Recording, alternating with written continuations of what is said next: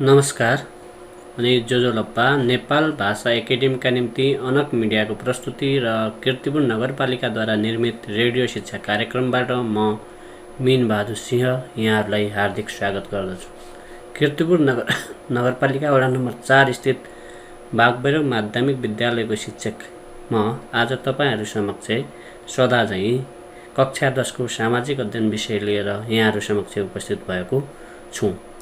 विद्यार्थी भाइ बहिनीहरू, गएको हप्ता हामीले एकाइ 2 विकास र विकासका पूर्वाधारहरूमा दिगो विकास, नेपालमा सञ्चालित विकासका आयोजनाहरू, विकासका पूर्वाधार, दक्ष जनशक्ति र रोजगारी, समकालीन विकासका लक्ष्य र नेपाल र स्थानीय तहमा विकासका प्रस्ताव तर्जुमा गरी जम्मा 5 पाठको बारेमा हामीले गएको विभिन्न हप्ताहरूमा छलफल गरेका थियौं। हामीले एकाइ 2 अन्तर्गत यी पाठहरूको बारेमा छलफल गरेका थियौं। आज म तपाईहरुलाई एकाइ 2 को प्रतित्व हुने गरी केही प्रश्नहरू म यहाँहरू समक्ष राख्छु। यसको उत्तर लेख्नुहोला र आफ्ना सर मिसहरूलाई फिडब्याकको लागि चेक गराउनुहोला। विद्यार्थी भाइ बहिनीहरू, ल नोट गर्नुहोस्। प्रश्न नम्बर 1, नेपालमा दिगो विकास कार्यान्वयनमा का समस्या तथा चुनौतीहरू के छन् उल्लेख गर्नुहोस्। नेपालमा दिगो विकास कार्यान्वयनका समस्या र चुनौतीहरू के हुन् उल्लेख गर्नुहोस्। त्यसैगरी प्रश्न नम्बर 2, नेपालमा सञ्चालित विकास आयोजनाहरू तोकिएको अवधिमा कार्य सम्पन्न नहुनुका कारणहरू के हुन् उल्लेख गर्नुहोस्। साथै समाधानका उपायहरू पनि लेख्नुहोस्। त्यसैगरी प्रश्न नम्बर 3, तपाईले केही न केही व्यक्तिगत लक्ष्यहरू लिनुभएको हुनुपर्छ। आगामी 10 वर्षीय अवधिमा के लक्ष्य प्राप्त गर्ने योजना छ? योजनाका सूचकहरू र कार्यान्वयन प्रक्रिया समेत उल्लेख गर्नुहोस्। त्यसपछि अन्तिम प्रश्न छ, स्थानीय विकास कार्यमा जनताको सहभागिता हुँदा र नहुँदाको फाइदा एवं बेफाइदाहरूको सूची तयार गर्नुहोस्। विद्यार्थी भाइ बहिनीहरू, यी 5 वटा प्रश्नहरूको उत्तर तपाईले लेख्नुहोला। यसले तपाईहरुले एकाइ 2 मा के कति कुराहरू सिक्नुभयो त्यसको मूल्याङ्कन गर्नेछ। भाइ बहिनीहरू, आज हामी एकाइ 3 हाम्रा राष्ट्रिय मूल्य र मान्यता अन्तर्गत अबका हप्ताहरूमा चाहिँ विभिन्न पाठ्यवस्तुहरूको बारेमा हामी छलफल गर्नेछौँ। भाइ बहिनीहरू, आज हामी एकाइ 3 पाठ 1 हाम्रा राष्ट्रिय सम्पदाको बारेमा यहाँ चर्चा गर्नेछौँ। विद्यार्थी भाइ बहिनीहरू, सम्पदा भनेको तपाईहरुले हाम्रो गाउँ घर टोलतिर देख्नु भएको होला। हामीसँग मठ मन्दिरहरू छन्, चौताराहरू छन्, अनि त्यस्तै गरेर विभिन्न किसिमका ऐतिहासिक स्थलहरू छन्, प्राचीन स्थलहरू छन्, प्राकृतिक स्थलहरू छन्, त्यसै गरेर धार्मिक स्थलहरू छन्। यी सबै हाम्रा सम्पदाहरू हुन्। सामान्य अर्थमा सम्पदा भनेको हाम्रा सम्पत्ति हुन्। हाम्रा पूर्वजहरूबाट हामीले प्राप्त गरेका प्राचीन, प्राकृतिक, ऐतिहासिक, धार्मिक आदि सम्पत्तिहरू नै हाम्रा सम्पदाहरू हुन्, जुनको चाहिँ हामीले संरक्षण गर्नु हाम्रो दायित्व हुन्छ। जसरी हाम्रा सम्पदाहरूलाई हाम्रा पूर्वजहरूले हामीलाई हस्तान्तरण गर्नुभयो, त्यसै गरी हामीले पनि ती सम्पदाहरूलाई जस्ताका तस्तै नबिगारिकन, तिनीहरूलाई विनाश नगरिकन, तिनीहरूको अतिक्रमण नगरिकन भावी पुस्ताहरूलाई हामीले हस्तान्तरण गर्नुपर्छ। त्यसकारण सम्पदाहरू भनेको हाम्रा अमूल्य सम्पत्तिहरू हुन्।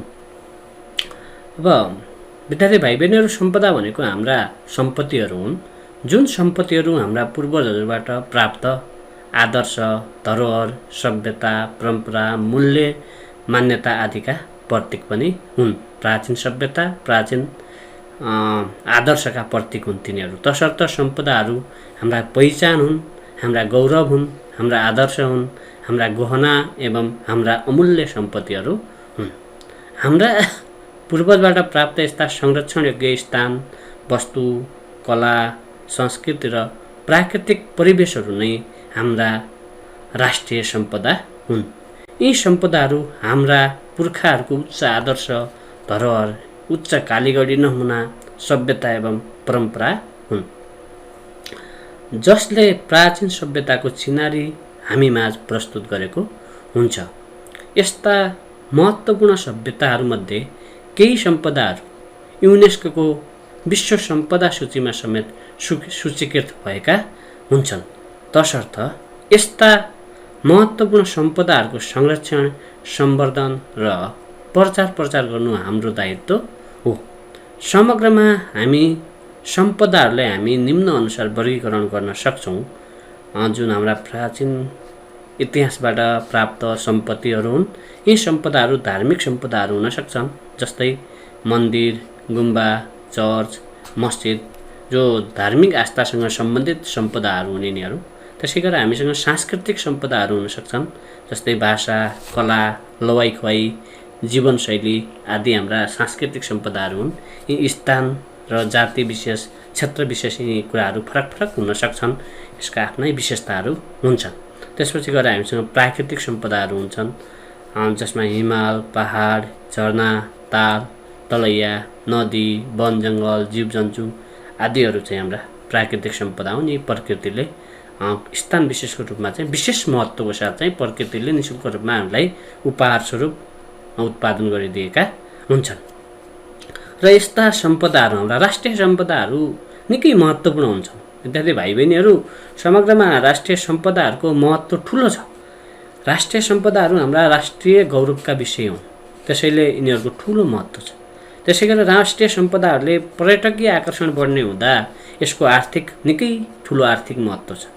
अनि राष्ट्रिय सम्पदाहरूले कुनै पनि स्थान वा क्षेत्र विशेषको पहिचान झल्काएका हुन्छन्, जसका कारणले पनि यी हाम्रा सम्पदाहरू निकै महत्त्वपूर्ण छन्। त्यसै गरी राष्ट्रिय सम्पदाहरूले हाम्रो कला, संस्कृति, मूल्य, मान्यता एवं परम्पराको संरक्षण गर्न मद्दत गरेका हुन्छन्, जसका कारणले पनि हामीले सम्पदाको महत्त्व निकै ठुलो छ। त्यसै गरेर अन्त्यमा राष्ट्रिय सम्पदाले प्राचीन कला, संस्कृति, सभ्यता एवं आदर्शको अध्ययन गर्न पनि सहयोग पुर्याएको हुन्छ। त्यसकारण पनि यसको निकै ठुलो महत्त्व छ। हामीले हाम्रा सम्पदाहरूको माध्यमबाट प्राचीन समयको इतिहास, त्यति बेलाको समाज, त्यति बेलाका सामाजिक क्रियाकलापहरू, त्यति बेलाको सभ्यता, त्यति बेलाको आदर्श, त्यति बेलाको धर्म, त्यति बेलाका मूल्य मान्यताहरू, त्यति बेलाका संस्कारहरू आदिको बारेमा हामी अध्ययन गर्न सक्छौँ। त्यसकारण यस्ता सम्पदाहरू चाहिँ निकै महत्त्वपूर्ण हुन्छन्। यो विश्वभरि नै आफ्नो देशको चाहिँ पहिचान खुलाउने किसिमका राष्ट्रिय गौरवका विषयहरू पनि हुन्। त्यही भएर यी हाम्रा देशका सम्पदाहरूले चाहिँ हाम्रो राष्ट्रिय गौरवलाई बलियो बनाएको छ, हाम्रो अन्तर्राष्ट्रिय स्तरमा हाम्रो पहिचान झल्काएको छ। विद्यार्थी भाइ बहिनीहरू, संयुक्त राष्ट्रसङ्घको विशेष संस्था, शैक्षिक, वैज्ञानिक तथा सांस्कृतिक सङ्गठन युनेस्कोले सन् 1972मा विश्वका सांस्कृतिक, प्राकृतिक महत्त्वका स्थान वा सम्पदाहरूलाई सूचीकरण गर्ने निर्णय गरेको थियो। जुन निर्णय गरे बमोजिम विश्वका विभिन्न सांस्कृतिक, प्राकृतिक एवं ऐतिहासिक सम्पदाहरू सूचीकृत भएका छन्। अहिले विश्वभरि नै यस्ता सम्पदाहरू छन्, जसको चाहिँ सूचीकरण गर्ने, त्यसको महत्त्वको बारेमा प्रचार प्रसार गर्ने, त्यसको संरक्षण सम्वर्धनमा चाहिँ आर्थिक एवं प्राविधिक सहयोग गर्ने काम चाहिँ यो युनेस्कोले गरेको हुन्छ। यो संयुक्त राष्ट्रसङ्घको विशिष्टीकृत संस्था हो र यसले नेपालका पनि विश्व सम्पदा सूचीमा परेका सम्पदाहरूको चाहिँ केही सम्पदाहरूलाई यसले सूचीकृत गरेको छ। ती हामीसँग अहिले 10वटा छन्। यो युनेस्कोले हाम्रा सम्पदाहरूलाई चाहिँ जुन निम्न अनुसार छन्, नेपालका चाहिँ विश्व सम्पदा सूचीमा परेका 10वटा क्षेत्रहरू अथवा सम्पदाहरू निम्न अनुसार छन्। 1 नम्बरमा चाहिँ स्वयम्भूनाथ, 2 नम्बरमा हनुमान ढोका दरबार क्षेत्र, 3 नम्बरमा लुम्बिनी, 4 नम्बरमा पशुपति क्षेत्र, 5 नम्बरमा चितवन राष्ट्रिय निकुञ्ज, 6 नम्बरमा सगरमाथा राष्ट्रिय निकुञ्ज, 7 नम्बरमा महाचैत्य बौद्धनाथ महाचैत्य, 8 नम्बरमा पाटन दरबार क्षेत्र, 9 नम्बरमा भक्तपुर दरबार क्षेत्र, त्यसै गरेर 10 नम्बरमा चागुनारायण मन्दिर। विद्यार्थी भाइ बहिनीहरू, नेपालबाट विश्व सम्पदा सूचीमा परेका राष्ट्रिय सम्पदाहरू के हुन् भन्यो भने यी 10 वटाको नाम तपाईँहरूले उल्लेख गर्न सक्नुहुन्छ। यीमध्ये अन्य सम्पदाहरू पनि धेरै नेपालमा छन्, तिनीहरू अब युनेस्कोमा सूचीकृत हुन लायक योग्य भएका छन् तर सूचीकृत नभएका तर धेरै सयौं सङ्ख्यामा चाहिँ हाम्रा सम्पदाहरू रहेका छन्। विद्यार्थी भाइ बहिनीहरू, अब यी 10 वटा सम्पदाहरूको छोटो परिचयको बारेमा हामी यहाँ चर्चा गरौँ। स्वयम्भूनाथ यो बुद्ध मार्गीहरूको प्रमुख धार्मिक स्थलको रूपमा परिचित यो क्षेत्र धार्मिक सहिष्णुताको उच्चतम नमुनाको रूपमा चिनिन्छ। अर्थात् यहाँ चाहिँ बुद्ध मार्गीहरूको चाहिँ धार्मिक स्थल भए तापनि बुद्ध र हिन्दू धर्म मान्ने मान्छेहरू यो क्षेत्रमा जान सक्छन्, पूजा गर्छन्। त्यसैले यसलाई धार्मिक सहिष्णुताको उच्चतम नमुनाको रूपमा चिनिन्छ। यो स्तूपा काठमाडौँ जिल्लामा रहेको छ। स्तूप स्वयम्भू स्तूपको परिसरमा स्वयम्भूमा चाहिँ बुद्ध त्यसैले र हिन्दू मठ मन्दिरहरू रहेका छन्। बुद्ध र मञ्जुश्रीका ठुला मूर्तिहरू पनि यो क्षेत्रमा रहेका छन्। यसरी बुद्ध र मञ्जुश्रीका ठुला मूर्तिहरू रहेको यो क्षेत्र सन् 1979मा 1979मा देखि विश्व सम्पदा सूचीमा यो क्षेत्र सूचीकृत भएको छ। जुन तपाईँ भाइ बहिनीहरूले नजिकको यो काठमाडौँ जिल्लामा भएका भाइ बहिनीहरूले उपत्यकाभरि अथवा देशका विभिन्न क्षेत्रमा भएका भाइ बहिनीहरूले यसको अवलोकन भ्रमण पनि गरिसक्नु भएका हुनुहुन्छ होला। यो क्षेत्र चाहिँ निकै धार्मिक महत्त्व बोकेको अन्तर्राष्ट्रिय स्तरमा नेपालको पहिचान दिन सक्ने हाम्रो चाहिँ राष्ट्रिय सम्पदा हो। त्यसै गरेर दोस्रो नम्बरमा हनुमान ढोका दरबार क्षेत्र। नेपाली वास्तुकलाको उत्कृष्ट नमुना रहेको यस क्षेत्रमा हनुमानको मूर्ति, बसन्तपुर दरबार, तेलेजु मन्दिर, रङ्गशाला, कुमारीघर, काष्ठमण्डप, ठुलो घण्टा नगरा र कालभैरवका मूर्तिहरू रहेका यो क्षेत्र सांस्कृतिक एवं ऐतिहासिक रूपमा निकै महत्त्व राखेको क्षेत्र हो। यो प्राचीन एवं ऐतिहासिक क्षेत्र हो। यसले सांस्कृतिक रूपमा धार्मिक रूपमा निकै ठुलो महत्त्व राखेको छ। यस क्षेत्रमा मल्लकालीन राजा प्रताप मल्लले हनुमानको ठुलो मूर्ति स्थापना गरेका थिए, जसका कारण यो क्षेत्रको नाम हनुमान ढोका रहन गयो। मल्लकालीन राजा प्रताप मल्लले त्यो क्षेत्रमा ठुलो हनुमानको मूर्ति स्थापना गर्नुभएको थियो। त्यही हनुमानको मूर्तिको नामबाट यो क्षेत्रको नाम हनुमान ढोका रहन गयो। जुन सम्पदा विक्रम सम्वत 2072 सालको भूकम्पबाट यहाँका धेरै सम्पदाहरूमा क्षति पुगेको थियो र यो क्षेत्रको अहिले पुनर्निर्माणको कार्य भइरहेको छ र यो क्षेत्र सन् 1997 सालदेखि विश्व सम्पदा सूचीमा सूचीकृत भएको छ। 3 नम्बरमा लुम्बिनी। विश्वभरका बुद्ध धर्म मान्नेहरूको पवित्र स्थल तीर्थस्थलका रूपमा रहेको यो रूपन्देही जिल्लामा रहेको छ। एसियाका तारा एवं शान्तिका अग्रदूत गौतम बुद्धको जन्मस्थलको रूपमा प्रसिद्ध यो क्षेत्रमा पुष्करणी पोखरी, मायादेवी मन्दिर, अशोका स्तम्भ, जुन भारतका सम्राट हुन् तत्कालीन उहाँले चाहिँ अशोका स्तम्भ बनाउनु भएको थियो तथा विभिन्न बुद्धका विहारहरू रहेका छन्। यहाँ चीन, भारत, म्यानमार, जापान, भियतनाम, दक्षिण कोरिया, थाइल्यान्ड, फ्रान्स, जर्मनी आदि देशहरूले चाहिँ बुद्ध विहारको निर्माण गरेका छन्। उहाँहरूको चाहिँ बुद्ध धर्ममा विश्वास गर्ने देशहरूले यो क्षेत्रमा आएर विहारहरू निर्माण गरेका छन्। यो क्षेत्र बुद्ध धर्म सम्बन्धी त्यहाँ पुस्तकालयहरू रहेका छन्, म्युजियमहरू छन्, अन्वेषण केन्द्रहरू छन् आदिको गन्तव्य पनि हो। त्यसकारण यहाँ पुस्तकालय छ। बुद्ध धर्म सम्बन्धी अध्ययन अनुसन्धान गर्नको लागि, बुद्ध धर्म सम्बन्धी धेरै विस्तृत विवरणहरू सङ्कलन गर्नको लागि यो क्षेत्र बुद्ध मार्गीहरूको अथवा योसँग चासो राख्ने, योसँग चाहिँ यसको बारेमा अध्ययन अनुसन्धान गर्न खोज्ने वैज्ञानिकहरूको लागि, इतिहासकारहरूको लागि यो क्षेत्र चाहिँ अन्वेषणको गन्तव्य स्थान पनि हो। यो क्षेत्रलाई सन् 1997 देखि विश्व सम्पदा सूचीमा सूचीकृत गरिएको छ।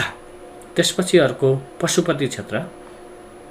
विश्वको पुरानो धर्म हिन्दूहरूको आराध्य देवता पशुपतिनाथको नामबाट परिचित यस क्षेत्रमा पशुपतिनाथको मन्दिर, गुहेश्वरीको मन्दिर, देउपाटन, जयबागेश्वरी, गौरीघाट, गौशाला, कुटुम्बाल, पिङ्गला स्थान, बागमती नदी, आर्यघाट, राजेश्वरी घाट, विद्युतीय शब्दहागिर र विद्राश्रम आदि रहेका छन्। यहाँ करिब 900 92वटा शैलीका निर्माण भएका विभिन्न मन्दिरहरू, सत्रलहरू, चैत्यहरू, देवालयहरू तथा 1000 भन्दा बढी शिवलिङ्गहरू यो क्षेत्रमा रहेका छन्, जुन आफैमा निकै लोकप्रिय, निकै हाम्रो चाहिँ सामाजिक, सांस्कृतिक, धार्मिक एवं ऐतिहासिक पहिचान दिने किसिमका छन्। यिनीहरू प्राचीन नेपालका चाहिँ महत्त्वपूर्ण गहनाहरू, महत्त्वपूर्ण सम्पत्तिहरू हुन्। यो पशुपति क्षेत्र हिन्दू धर्महरूको गन्तव्य स्थान, पवित्र तीर्थस्थल, जुन क्षेत्र सन् 1979 देखि यो क्षेत्र विश्व सम्पदा सूचीमा सूचीकृत भएको छ।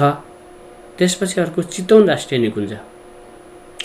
एकसिङे गैंडाको लागि प्रख्यात चितवन राष्ट्रिय निकुञ्ज 932 वर्ग किलोमिटर क्षेत्रफलमा फैलिएको छ। यो नेपालको पहिलो राष्ट्रिय निकुञ्ज हो, सबभन्दा पुरानो पनि हो र यो महत्त्वपूर्ण पर्यटकीय गन्तव्यका रूपमा परिचित यो निकुञ्जमा हात्ती, गोही, पाटेबाघ, सालक, धनेश, मयूर लगायतका विभिन्न जीवजन्तुहरू पाइन्छन्। यो प्राकृतिक रूपमा निकै सुन्दर राष्ट्रिय निकुञ्ज हो र यहाँ थारू जातिको बसोबास रहेको यो क्षेत्र सन् 1984 देखि विश्व सम्पदा सूचीमा सूचीकृत भएको छ। विद्यार्थी भाइ बहिनीहरू, अब अर्को हामी नेक्स्टमा चाहिँ सगरमाथा राष्ट्रिय निकुञ्ज। विश्वको सर्वोच्च शिखर सगरमाथाको नामले परिचित यो निकुञ्जमा चोयु, लोत्से, निपत्से, पुमोरी, अमादल्लम आदि हिम शिखरहरू रहेका छन्। सोलुखुम्बु जिल्लामा रहेको यो निकुञ्ज 1148 वर्ग किलोमिटर क्षेत्रफलमा फैलिएको छ। यहाँ गुराउँस, धुपी, भोजपत्र आदि जातका विभिन्न प्रकारका वनस्पतिहरू तथा कस्तुरी, हिमाली भालु, न्याउरी मुसा, हिउँ चितुवा, डाँफे आदि लगायतका जीवजन्तुहरू पाइन्छन्। यो निकुञ्ज सन् 1979 देखि नै विश्व सम्पदा सूचीमा सूचीकृत रहेको छ। त्यसपछि अर्को बौद्धनाथ महाचैत्य। यो पनि काठमाडौँ जिल्लामा अवस्थित महत्त्वपूर्ण धार्मिक स्थल हो। बौद्ध मार्गीहरूको पवित्र तीर्थस्थलको रूपमा रहेको यो क्षेत्र काठमाडौँ जिल्लामा रहेको छ। 5औं शताब्दीमा स्थापना भएको यो क्षेत्रमा प्रशस्त रूपमा बौद्ध विहारहरू रहेका छन्। बौद्ध धर्म सम्बन्धी अध्ययन गर्नको लागि, त्यो सम्बन्धी हामीले चाहिँ सूचनाहरू, ज्ञानहरू हासिल गर्नको लागि यो क्षेत्र निकै महत्त्वपूर्ण छ। साथै बौद्ध मार्गीहरूको यो पवित्र तीर्थस्थल पनि हो। धार्मिक एवं सांस्कृतिक पर्यटकीय स्थलको रूपमा परिचित बौद्धनाथ महाचैत्य सन् 1979 देखि विश्व सम्पदा सूचीमा सूचीकृत भएको छ। त्यसपछि अर्को पाटन दरबार क्षेत्र। यो ललितपुर जिल्लामा अवस्थित मध्यकालीन समयमा निर्माण भएको यो क्षेत्र ललितपुर जिल्लामा रहेको छ। विक्रम सम्वत 2072 सालको भूकम्पले क्षति पुर्याएको यो क्षेत्रमा कृष्ण मन्दिर, अनि विश्वनाथ मन्दिर, जगतनारायण मन्दिर, योग नरेन्द्र मल्लको मूर्ति, अनि त्यसै गरेर महाबौद्ध, कुम्बेश्वर महादेव, रातो मच्छिन्द्रनाथको मन्दिर लगायतका विभिन्न दरबारहरू, मठ मन्दिरहरू र सत्तलहरू रहेका छन्। विद्यार्थी भाइ बहिनीहरू, वर्तमान यो 2072 सालको भूकम्पले यसको विनाश गरेको थियो, यसको केही क्षति पुर्याएको थियो। यहाँ भित्र भएका विभिन्न मठ मन्दिरहरूको, यो सज्जलहरूको, दरबारहरूको यो अहिले वर्तमान समयमा यसको चाहिँ पुनर्निर्माण भइरहेको छ। यो क्षेत्र सन् 1979 देखि विश्व सम्पदा सूचीमा सूचीकृत भएको छ। त्यसपछि अर्को निकै महत्त्वपूर्ण ऐतिहासिक एवं प्राचीन स्थल भक्तपुर दरबार क्षेत्र। अब हामी भक्तपुरतिरको भ्रमण गरौँ। विद्यार्थी भाइ बहिनीहरू, मल्लकालीन भक्तपुर राज्यको वास्तुकलाको उत्कृष्ट नमुनाको रूपमा रहेका 55 झाले दरबार, न्यापतोल मन्दिर, दत्तात्रेयको मन्दिर, राष्ट्रिय सङ्ग्रहालय, सिद्ध पोखरी, स्वर्णद्वार आदि सम्पदाहरू रहेको यो क्षेत्र सांस्कृतिक एवं ऐतिहासिक पर्यटकीय क्षेत्रका रूपमा परिचित छ। यो तत्कालीन मध्यकालीन समयमा उपत्यकामा 3वटा राज्य थिए। त्यो राज्यमध्ये भक्तपुर राज्य छुट्टै थियो। त्यो राज्यमा मल्ल शासकहरूले, मल्ल राजाहरूले अथवा त्यति बेलाका शासकहरूले निर्माण गरेको यो भक्तपुर दरबार क्षेत्र निकै नै महत्त्वपूर्ण ऐतिहासिक पर्यटकीय स्थल हो।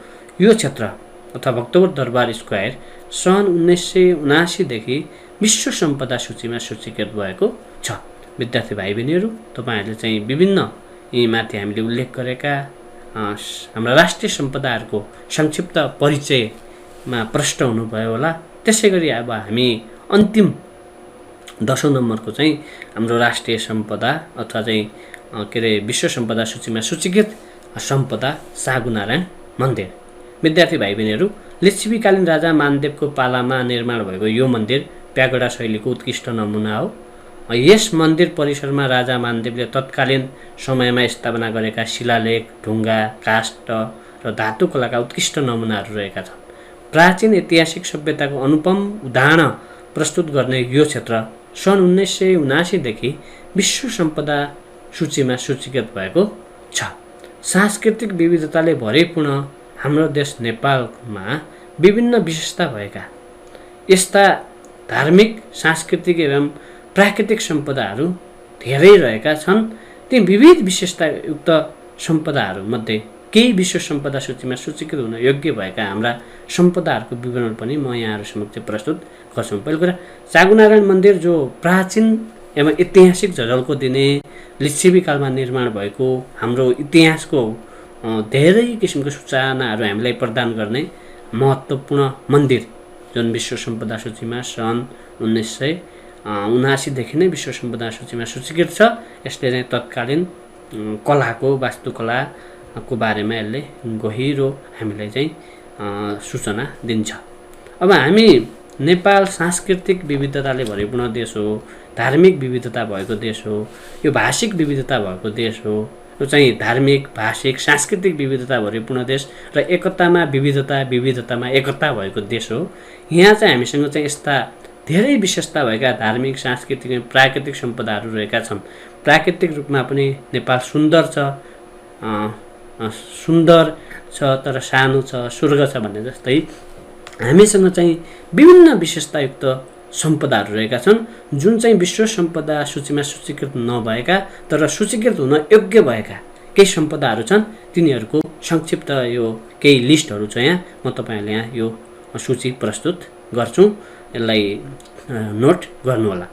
अब पहिलो रूपमा चाहिँ गोर्खा दरबार र गोरखकाली मन्दिर जो गोर्खा जिल्लामा छ, यो पनि निकै राम्रो, निकै प्राचीन हाम्रो चाहिँ राष्ट्रिय सम्पदा हो। त्यसै गरेर जानकी मन्दिर धनुषा, त्यसै गरेर मुस्ताङ जिल्लामा प्राचीन मानव गुफाहरू मुस्ताङ, अनि शाक्य राज्य तिलौराकोट कपिलवस्तु, त्यसै गरेर प्राचीन बस्ती पनौती काभ्रेपलाञ्चोक, त्यसै गरेर भगवान बुद्धको अस्थि धातु रहेको रामग्राम स्तूप नवलप्रासी, त्यसै गरेर खोकनाको ग्रामीण जनजीवन र परम्परा तेल पेल्ने प्रविधि भएको क्षेत्र हाम्रो ललितपुर खोकना, त्यसै गरेर वज्रयोगिनी मन्दिर र साँखुको प्राचीन बस्ती काठमाडौँ, त्यसै गरेर मध्यकालीन प्राचीन बस्ती कीर्तिपुर, त्यसै गरेर ऋषिकेश मन्दिर र रुरु क्षेत्र पाल्पा र गुल्मी क्षेत्रमा पर्छ। यी क्षेत्रहरू पनि विश्व सम्पदा सूचीमा सूचीकृत हुन योग्य क्षेत्रहरू हुन्। त्यसै गरेर नुवाकोट दरबार क्षेत्र नुवाकोट, राम जानकी मन्दिर धनुषा, मध्यकालीन बस्ती तानसेन पाल्पा, सिन्जा उपत्यका जुम्ला, भुर्ती मन्दिर क्षेत्र दैलेख, पाथिभरा मन्दिर धाप्लेजुङ, बर्दिया राष्ट्रिय निकुञ्ज बर्दिया, स्वर्गदारी मन्दिर प्युठान, गोसाइकुण्ड रसुवा, त्यसै गरेर लोमान्थाङ र मुक्तिनाथ मन्दिर मुस्ताङ, त्यसै गरेर अन्त्यमा चाहिँ बिन्दवासिनी मन्दिर र तालब्राई क्षेत्र कास्की पोखरा। यी क्षेत्रहरू हाम्रा चाहिँ राष्ट्रिय सम्पदाहरू हुन् जुन विश्व सम्पदा सूचीमा सूचीकृत भएका छैनन् तर विश्व सम्पदा सूचीमा सूचीकृत हुन योग्य छन्। यस्ता क्षेत्रहरू हामीसँग रहेका छन्। यिनीहरूलाई हामीले अब यसका केही प्राविधिक कुराहरू, वलान कानुनी प्रक्रियाहरू पुरा गरेर यिनीहरूलाई युनेस्कोको विश्व सम्पदा सूचीमा सूचीकृत गर्ने प्रयास गर्नुपर्छ। यी सम्पदाहरू छन् तर वर्तमान परिवेशमा हाम्रा केही सम्पदाहरू चाहिँ अतिक्रमण भइरहेको छ, केही सम्पदाहरू लोप हुँदैछन्, केही सम्पदाहरू बिग्रिँदै भत्किँदैछन्। त्यसैले तिनीहरूको हाम्रो संरक्षण गर्ने दायित्व प्रत्येक नागरिकहरूको चाहिँ यस्ता हाम्रा राष्ट्रिय सम्पदाहरू जुन हाम्रा अमूल्य सम्पत्तिहरू हुन्, हाम्रा गौरवहरू हुन्, हाम्रा पहिचानहरू हुन्, हाम्रो आदर्श, हाम्रो सभ्यता, हाम्रो संस्कृतिसँग जोडिएका छन्, यी सम्पदाहरूको हामीले संरक्षण गर्नुपर्छ। यो संरक्षण गर्ने केही उपायहरू म तपाईँहरूलाई यहाँ प्रस्तुत गर्छु। प्राचीन कला र वास्तुस्थितिलाई परिवर्तन नगरी यसको पुनर्निर्माण गर्ने, भूकम्प लगायत प्राकृतिक कारणले यसको चाहिँ क्षयीकरण हुँदै जान्छ, क्षयीकरण हुनेलाई नबिगारिकन जस्तो पहिलाको स्थिति थियो त्यही स्थितिमा, त्यही कलामा, त्यही शैलीमा यसको चाहिँ पुनर्निर्माण गर्ने। यसरी गऱ्यो भने हाम्रा सम्पदाको संरक्षण हुन सक्छ। अनि धार्मिक एवं सांस्कृतिक सम्पदाहरूको महत्त्वको बारेमा जनचेतना अभिवृद्धि गर्ने, यसको ज्ञानको कमीको कारणले यिनीहरूको विनाश हुन सक्छ। नागरिकहरूले यसको ज्ञान, यसको महत्त्वको बारेमा थाहा नपाएको कारणले पनि यसको अतिक्रमण गरेका हुन सक्छन्। त्यसकारणले यसको महत्त्व के हो, यसको पहिचान के हो, यसको गौरव के हो, यसको बारेमा हामीले जनचेतना फैलायौँ, जनचेतनाको अभिवृद्धि गऱ्यौँ भने यिनीहरूको संरक्षणमा सहयोग पुग्छ। त्यसै गरेर हामीले धार्मिक एवं सांस्कृतिक सम्पदाहरूको महत्त्वको बारेमा पाठ्यक्रममा समावेश गरेर शिक्षा दिने, विद्यालय तहको पाठ्यक्रममा अथवा चाहिँ अन्य कलेज लेभलको, क्याम्पस लेभलको पाठ्यक्रममा यी सांस्कृतिक सम्पदाहरू, यी राष्ट्रिय सम्पदाहरूको बारेमा हामीले चाहिँ शिक्षा दियौँ भने बाल्य अवस्थादेखि नै यिनीहरूको महत्त्वको बारेमा जानकारी हुन्छ र यिनीहरूको संरक्षणमा सहयोग पुग्छ। धार्मिक एवं सांस्कृतिक सम्पदाको संरक्षण कार्यमा स्थानीय समुदायको सहभागिता बढाउने, जुन ठाउँमा जुन जुन किसिमका हाम्रा सम्पदाहरू छन् ती सम्पदाहरूको संरक्षण गर्ने कार्य स्थानीय समुदायको चाहिँ प्रमुख दायित्व। स्थानीय समुदायको सहभागिता बिना यिनीहरूको संरक्षण हुन सक्दैन। त्यसैले स्थानीय समुदायको प्रत्यक्ष सहभागितामा यी सम्पदाहरूको संरक्षण गर्ने। त्यसै गरेर धार्मिक एवं सांस्कृतिक सम्पदाहरू माथिको अतिक्रमण कार्यलाई निरुत्साहित गर्ने, अतिक्रमण भएको छ भने निरुत्साहित गर्ने। त्यसै गरेर धार्मिक एवं सांस्कृतिक सम्पदाको सरसफाइ कार्यमा विशेष ध्यान दिने, फोहोरको कारणले पनि लोप हुन सक्छन्। त्यसै गरी अन्त्यमा जीर्ण एवं पुराना सम्पदाहरूको मौलिक स्वरूप नबिगारिकन पुनर्निर्माण गर्ने। विद्यार्थी भाइ बहिनीहरू, हामीले हाम्रा राष्ट्रिय सम्पदाहरूको महत्त्व अनि यसका संरक्षण गर्ने उपाय, यिनीहरूको सामान्य परिचय सम्बन्धी हामीले छलफल गऱ्यौँ। अब हामी आजको समय प्राविधिक मित्रबाट